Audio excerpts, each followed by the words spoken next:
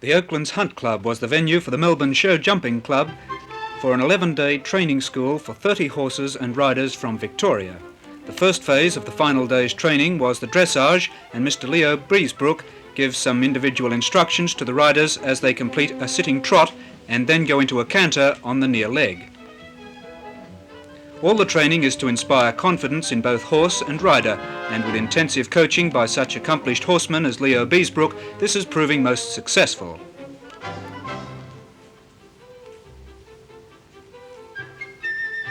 This is the jumping lane with the cavalates and is designed to train a horse to watch the ground when jumping, to lift its feet and to jump with a rounded back. Lester Lowerson on powder is a keen listener, and then he puts into practice what he's been told and is soon followed by the other riders.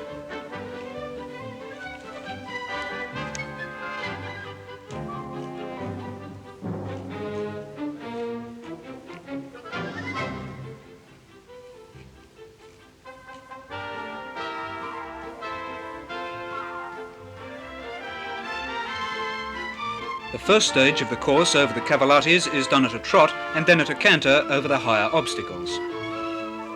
Here Anne McMahon puts Silver Star through the jumping lane, and she's followed by Diana Judd on Pathfinder, who doesn't have quite the same success. The rest of the group is keenly interested as Jennifer McMahon puts Talisman through the jumping course. It's only in the last 10 years or so that Australians have come to realise that there was a lot more to the equestrian art than they had previously realised, and much of the credit for this must go to Leo Breezebrook of Holland, who has been only too anxious to pass on his knowledge and try to improve the Australian standard. Just how well he has succeeded can be seen in Australia's fourth in the Stockholm Games and their first place at Rome. This is Norman Hazeltine on Bourbon.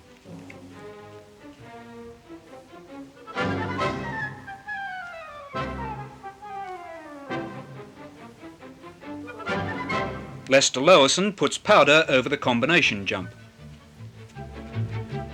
Now the group is intent as Colin Oliver and Norm Fisher show them the layout of the cross-country course over which they'll shortly be sending their mounts.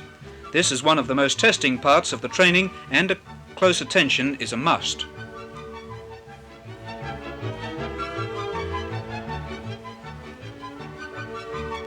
Now the group breaks up and prepares to complete this final phase of the day's training. Norm Fisher sends the riders away over this timed cross-country course as the school officials take up a good vantage point. Diana Judd puts Pathfinder over the low fence and down the creek bank, a real test of confidence for both horse and rider. And now we see Anne McMahon on Silver Star.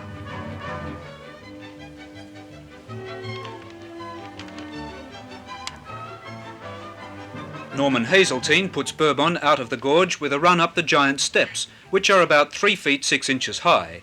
Then follow Catherine Rundle on Henry and Anne McMahon on Silver Star. Officials believe that given the correct coaching, Australia's young riders could be the envy of the world, and no doubt our appearance at the Tokyo Olympics will be a good guide to our prospects.